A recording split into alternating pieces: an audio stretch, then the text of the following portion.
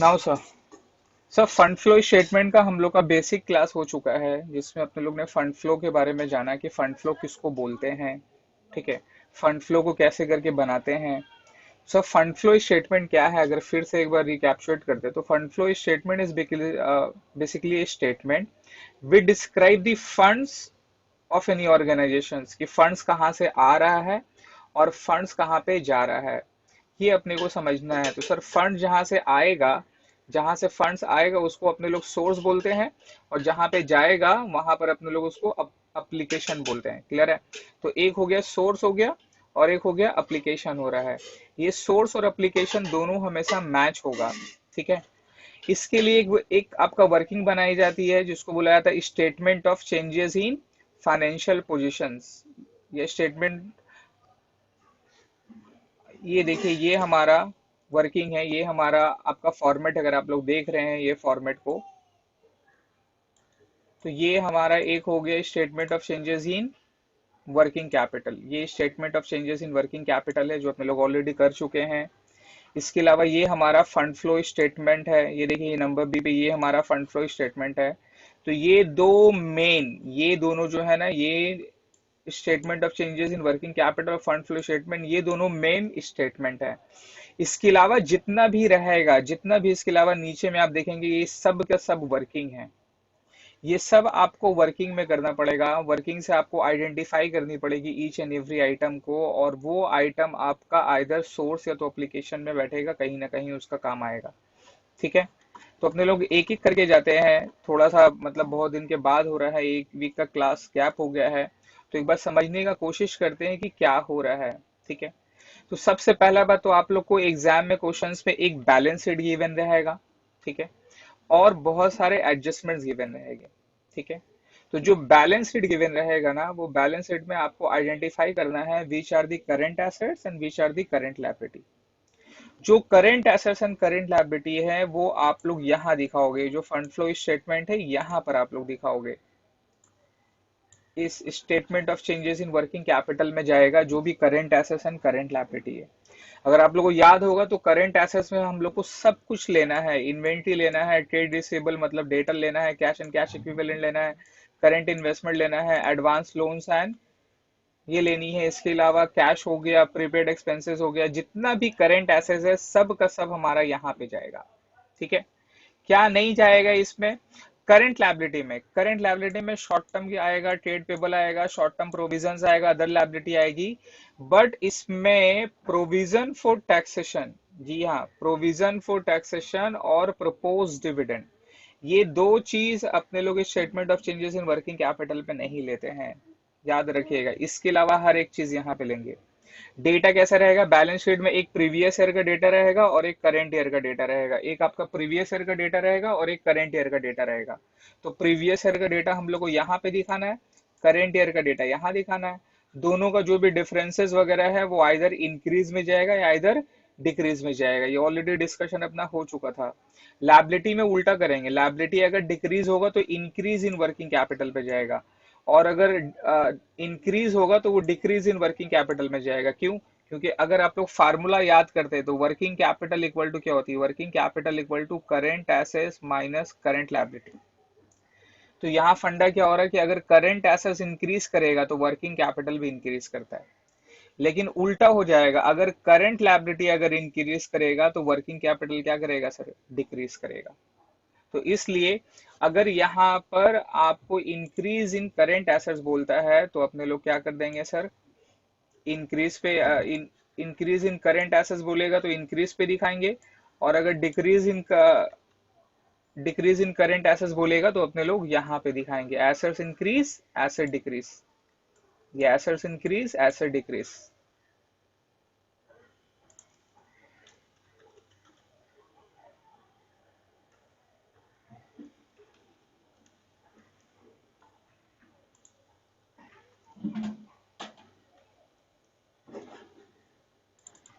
एक मिनट रुक जाएंगे।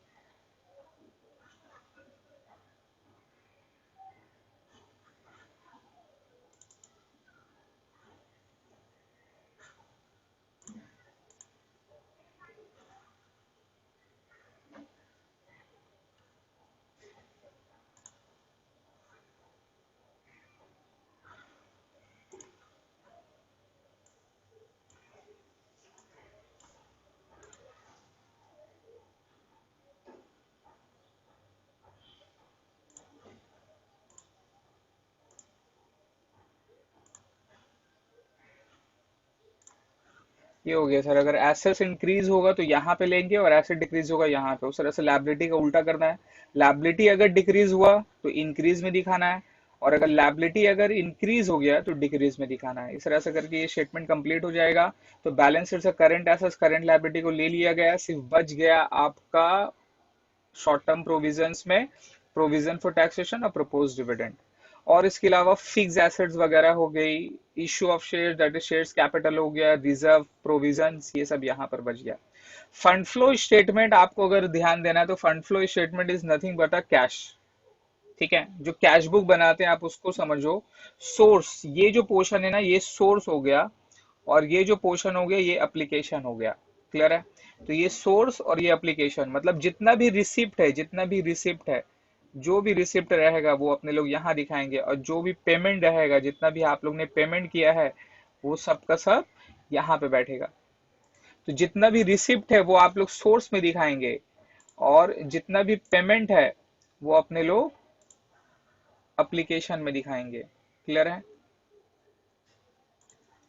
तो सर एक बार सोर्स में देखते हैं क्या है। तो सोर्स में क्या आएगा, सेल्स ऑफ फिक्स एसेट्स आता है, ये फिक्स एसेट्स का लेजर से आएगा। सेल्स ऑफ इन्वेस्टमेंट, ये इन्वेस्टमेंट का लेजर से आएगा। इंटरेस्ट और डिविडेंड रिसीव, इन्वेस्टमेंट एक बार यहाँ पे बैठ गया, और ये सेकेंड टाइम पीएल का क्रेडिट में जाता है, क्योंकि याद रखिएगा इंटरेस्ट और डिविडेंड रिसीव पीएल का इनकम होता है। एक बात आपको और बताते हैं कि बैलेंस शीट का जो भी आइटम रहेगा वो सिर्फ एक बार बैठेगा। ठीक है, लेकिन जो एडजस्टमेंट रहेगी उसका मिनिमम 2 टाइम्स एंट्री होता है। जो भी एडजस्टमेंट रहेगा उसका मिनिमम 2 बार एंट्री होगा, याद रखिएगा। तो अगर एडजस्टमेंट में लिया रखा है कि इंटरेस्ट रिसीव फ्रॉम इन्वेस्टमेंट, तो एक बार पीएल का क्रेडिट में हो जाएगा, और सेकेंड टाइम से वो इनकम है, वो पैसा आया है, सोर्स में जाएगा, यहाँ पर इंटरेस्ट ऑन डिविडेंड रिसीव दिखाएंगे। इसके अलावा इशू ऑफ शेयर्स, अगर शेयर्स का डिफरेंस है, ओपनिंग में शेयर्स 5 लाख है, क्लोजिंग में 6 लाख है, तो 1 लाख का इशू हुआ, तो वो 1 लाख का सोर्स में बैठ जाएगा। उसी तरह से डिबेंचर्स हो गया, लोन टेकन हो गया,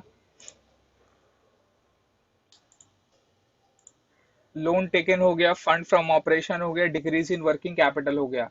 एप्लीकेशन में अगर आप जाएंगे तो payment of fix assets, payment of investment, payment of dividend, interim dividend, tax paid, redemption of debenture, इस तरह से पूरा दिया हुआ है।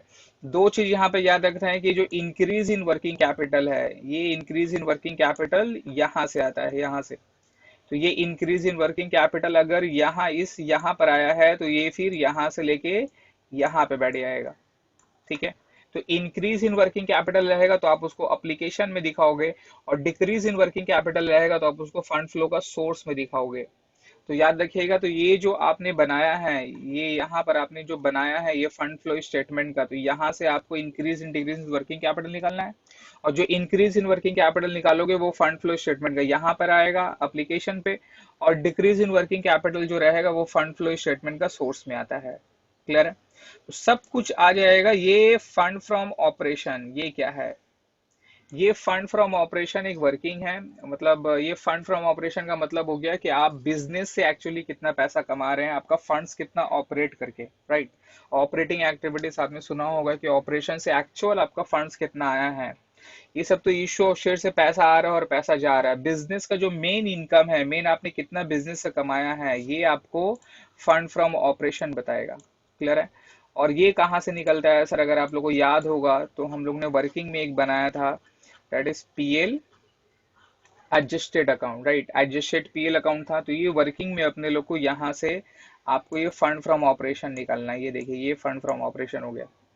तो पीएल क्या है sir, normal profit and loss account है, आप लोग ऑलरेडी सीख चुके हो। तो पीएल पे यहाँ पर क्या क्या बैठाते हैं, ओपनिंग बैलेंस यहाँ पर दिखाते हैं सर, ओपनिंग पीएल का बैलेंस कितना था, क्लोजिंग पीएल का बैलेंस कितना था, ये यहाँ दिखाते हैं। या मैंने आपको बताया था कि ये दोनों का डिफरेंसेस लेने का, इसका और इसका डिफरेंस लेने का।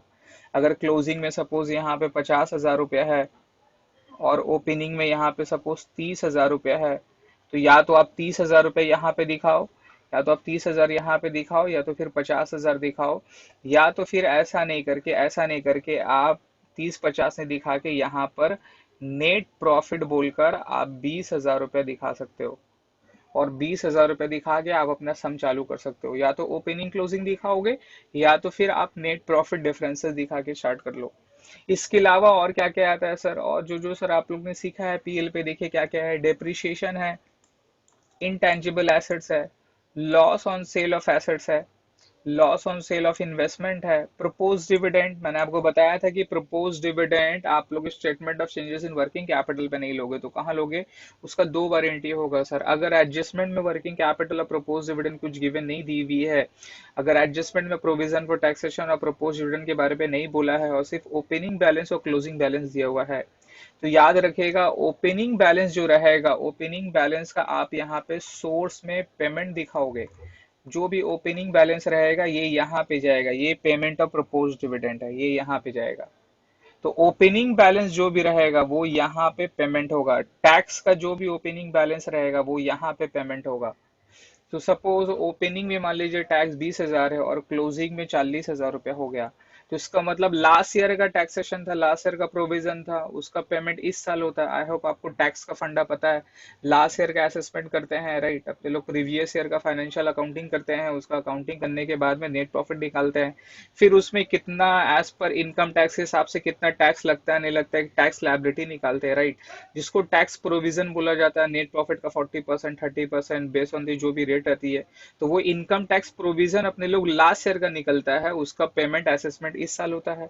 इस साल जो आप लोग निकालोगे प्रोविजन, उसका पेमेंट नेक्स्ट ईयर होगा। प्रपोज डिविडेंड भी वैसे ही रहती है सर, डिक्लेरेशन लास्ट ईयर पे होती है, पेमेंट उसका नेक्स्ट ईयर पे होता है, राइट?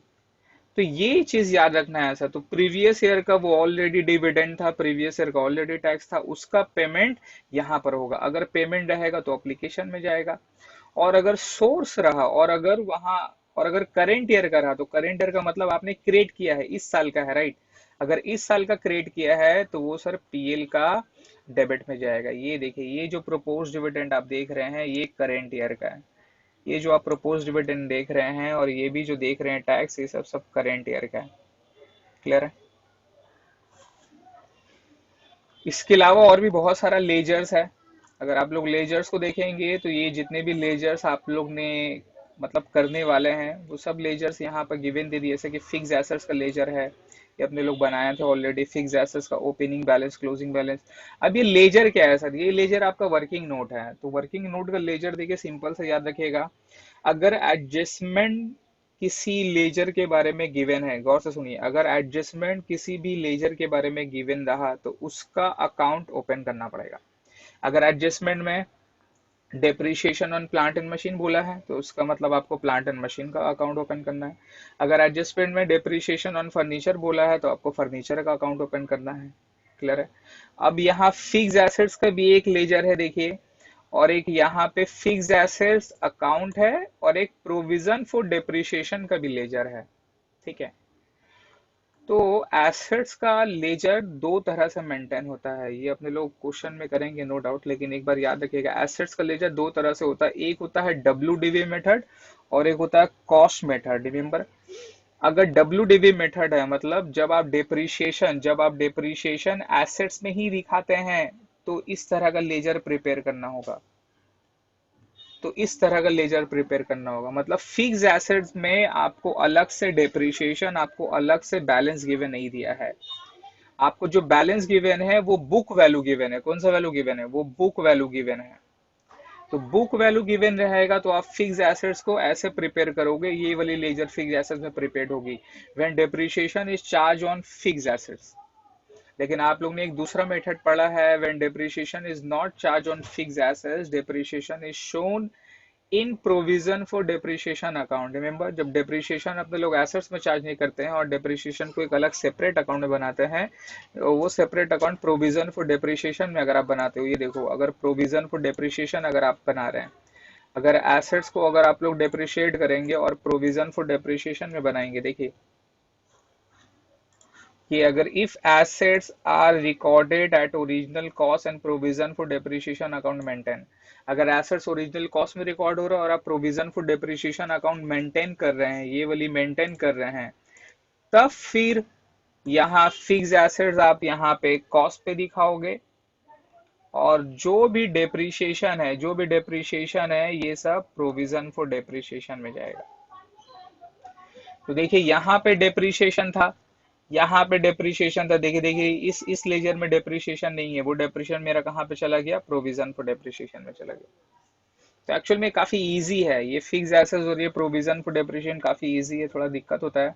और अगर एसेट्स को बेचेंगे आप, कुछ बेचना वगैरह होगा, तो आप एसेट डिस्पोजल अकाउंट बना सकते हो। तो बेसिकली ये लेजर आप ऑप्शनल है, आप इसमें कर सकते हैं, या तो आप इसको फिक्स एसेट्स में ही दिखा सकते हैं। ठीक है, तो ये तीन लेजर हो गया, purchase of sales of investment. इस तरह से अगर डिविडेंड के बारे में भी एडजस्टमेंट में कुछ दिया रहा तो उसका लेजर बनेगा। प्रोविजन फॉर टैक्सेशन का भी कुछ दिया रहा तो उसका लेजर बनेगा। तो देखिए ये बेसिकली क्या है, ये कुछ नहीं है सर, ओपनिंग बैलेंस यहाँ पर है और ये क्लोजिंग बैलेंस है। क्लियर है। अब बाई साइड में पीएल में देख रहे हैं, तो बाई पीएल में यहाँ डिविडेंड डिक्लेयर है, मतलब ये करंट ईयर का डिविडेंड है। पीएल वाला कौन सा वाला, पीएल वाला। तो डिविडेंड का दो बार एंट्री होता है, एक बार ये करंट ईयर में यहाँ जाएगा पीएल का बाई में, सॉरी यहाँ ये प्रोपोज डिविडेंड में बाई पीएल, और सेकेंड टाइम ये पीएल का डेबिट में बैठ जाता है। और ये टू बैंक का मतलब हो गया propose dividend paid. Propose dividend paid ये मेरा प्रीवियस ईयर का है। तो अपने लोग एक्चुअल पे अगर एडजस्टमेंट में कुछ गिवन नहीं दी रहती है ना, तो ये मानते हैं कि जो ओपनिंग बैलेंस था उसका पेमेंट हो गया, और जो क्लोजिंग वाला ये जो पीएल है इसका अपने लोग ने सीडी पे दिखा दिए। टैक्स का भी उस तरह से वैसे ही है, जो ओपनिंग बैलेंस था उसको पेमेंट कर दिया, और जो करंट ईयर का टैक्स था वही मेरा सीडी में बैठ गया। या तो फिर एडजस्टमेंट में अगर गिवन रहेगा तो एज पर एडजस्टमेंट के हिसाब से ये दो लेजर को ओपन करना पड़ेगा। शेयर कैपिटल को अपने लोग डिटेल में पढ़ेंगे सर। आप लोग ने सिंस आप लोग का लास्ट ईयर है, तो इश्यू ऑफ शेयर से रिलेटेड आपने बोनस, राइट शेयर्स, अच्छा रिडेम्पशन, बायबैक वगैरह शेयर्स का सब आप लोग ने कर चुके हैं। तो वो सब का जर्नल एंट्री आपको याद रखना है। जर्नल एंट्री को लेजर में पोस्टिंग करिएगा, खुद ब खुद आपका आंसर आ जाएगा। डिबेंचर्स भी सेम वैसे ही है, आप लोगों को याद होगा डिबेंचर्स में प्रीमियम ऑन इशू, जब डिबेंचर इशू करते तो प्रीमियम में, जब प्रोसीड आता पैसा तो बाय बैंक होता है। जब आप रिडेम्पशन करते हो तो प्रीमियम ऑन रिडेम्पशन बोलते हैं। जब इशू होता है तो डिस्काउंट ऑन इशू होता है। तो अगर आप लोगों को याद होगा, जब इशू करते हैं डिस्काउंट में तो जनरल एंट्री क्या पास होती है, bank account debit, discount on issue account debit to debenture, right. तो वो डिस्काउंट ऑन इशू का डेबिट में आता है डिबेंचर, लेकिन डिबेंचर का किस साइड में जाता है सर, बाई साइड में जाएगा, बाई डिस्काउंट पे। जर्नल रिजर्व का लेजर अपने लोग सीखेंगे सर। तो ये वर्किंग और ये सब कुछ हो गया है ऑलरेडी, गुड। तो एक ब्रशअप दे दिए, जो फंड फ्लो स्टेटमेंट हमने लोग ऑलरेडी सीखे थे पहले, तो उसके बारे पे डिस्कशन दिए हैं। बताइए इसमें क्या दिक्कत है। तो सर एक क्वेश्चन यहाँ पर देखिए, ये 1996 बहुत पहले का एक क्वेश्चन है। ठीक है, इसको अपने लोग देखते हैं कि इसका सॉल्यूशन कैसे हुआ है, कैसे करके बना है। और इस तरह से सिंस ये सम्स ऑलरेडी सब बना हुआ है, तो अपने लोग सब सॉल्यूशंस वाले क्वेश्चंस को देखेंगे, उसको समझेंगे।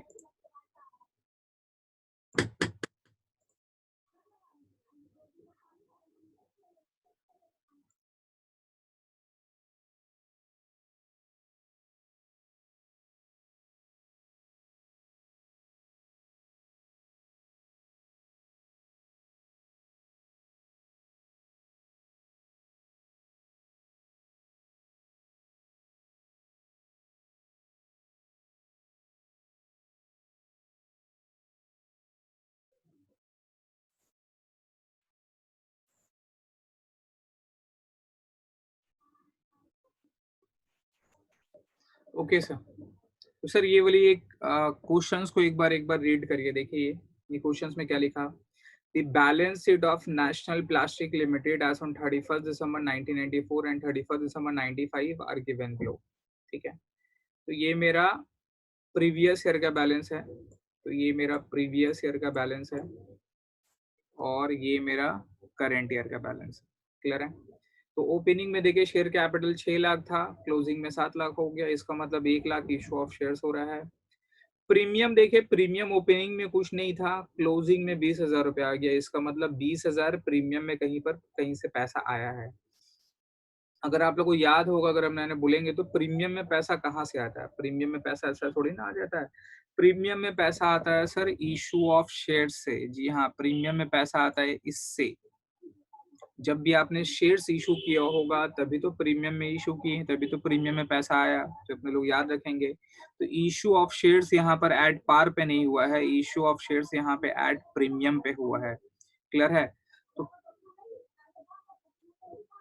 तो यहाँ पे प्रीमियम में 20,000 हो गया और 1 लाख का वहां पर, तो इसका मतलब issue of shares at premium 20,000 का हुआ। तो अगर आप जनरल एंट्री पास करोगे तो जनरल एंट्री क्या होता है? Bank account debit to equity shares capital to securities premium account. तो बैंक अकाउंट डेबिट में हो जाता है 1,20,000 रुपया, टू इक्विटी शेयर्स कैपिटल पे यहाँ पे 1 लाख रुपया क्रेडिट हो गया था, और टू सिक्योरिटीज प्रीमियम में 20,000 रुपया। तो याद रखिएगा, इशू ऑफ शेयर्स में जब आप फ्लो में दिखाओगे तो पैसा आ रहा है, तो पैसा कितना आ रहा है? 1 लाख रुपया नहीं आ रहा है, 1,20,000 रुपया आ रहा है। ठीक है, ये अपने लोग को नीचे में गिवन दिया रहेगा, डोंट वरी। ये पीएल का ओपनिंग बैलेंस है, क्लोजिंग बैलेंस है, ये अपना पीएल में बैठ जाएगा, एडजस्टेड पीएल का ओपनिंग क्लोजिंग में। Profit on sale of free hold property, तो ये कुछ प्रॉफिट है जिसको ये लोग ने रिजर्व एंड सरप्लस में दिखाया प्रॉफिट को। लॉन्ग टर्म बोरिंग्स देखिए, ओपनिंग में 1 लाख रुपया था और क्लोजिंग में कुछ नहीं है, इसका मतलब आपने इसका पेमेंट कर दिया, payment of long term borrowings होगा। डिबेंचर्स ओपनिंग में 1,28,000 है, क्लोजिंग में 1,36,000 है, इसका मतलब there is something add on हुआ है डिबेंचर में, तो उतना वो इशू ऑफ डिबेंचर में जाएगा। फिक्स एसेट 40,000 से 32,000 हो गया, ये टेंजिबल एसेट्स है। फ्री होल्ड प्रॉपर्टी यहाँ पर एड कॉस्ट में दिखा रहा 572 6,16,000। प्लांट एंड मशीन यहाँ पे दिखा दिया, right. Current assets, sir current assets में यहाँ पे प्रिलिमिनरी एक्सपेंसेस है 3,200 रुपए का, और ये करंट एसेट्स में ये यहाँ पर है। इस करंट एसेट्स कुछ नहीं होता। हाँ, करंट एसेट्स में 2,76,800 है। अच्छा, ये टैंजिबल पे यहाँ पर फ्री होल्ड प्रॉपर्टी और प्लांट एंड मशीन, तो ये करंट एसेट्स है, ये करंट एसेट्स है सर। प्रिलिमिनरी एक्सपेंसेस है 3,200 एंड 1,600 का, तो इसका जो भी डिफरेंस रहेगा ये अपने लोग पीएल पे दिखाते हैं। Now entire share capital of the company was issued for cash, word पढ़िए, was issued for cash, and depreciation on plant and machinery written off for the year 1995 amounted to rupees 56,000। ये given they the sir, depreciation plant and machine का given दे दी, इसका मतलब plant and machine का laser आपको बनाना है। Shares capital के बारे में दे दिया है, इसका मतलब आपको शेयर्स कैपिटल आपको बनाना है। और डिविडेंड यहाँ पर बोल दिया है सर कि डिविडेंड का पेमेंट 30,000 रुपए है। तो अगर आप लोग यहाँ पर लायबिलिटी में देखेंगे तो लायबिलिटी में कोई डिविडेंड के बारे में कुछ गिवन नहीं है। आपको क्या बनाना है? Statement of changes in working capital बनाना और statement of source and application बनाना है। तो अगर वर्किंग कैपिटल में अगर आप देखोगे तो वर्किंग कैपिटल में क्या आएगा सर? करंट एसेट्स आएगा, ये 2,76,000 और 3,32,000 का, और यहाँ से सिर्फ करंट लायबिलिटी आएगा 1,28,000 और 1,36,000 रुपए का। ठीक है,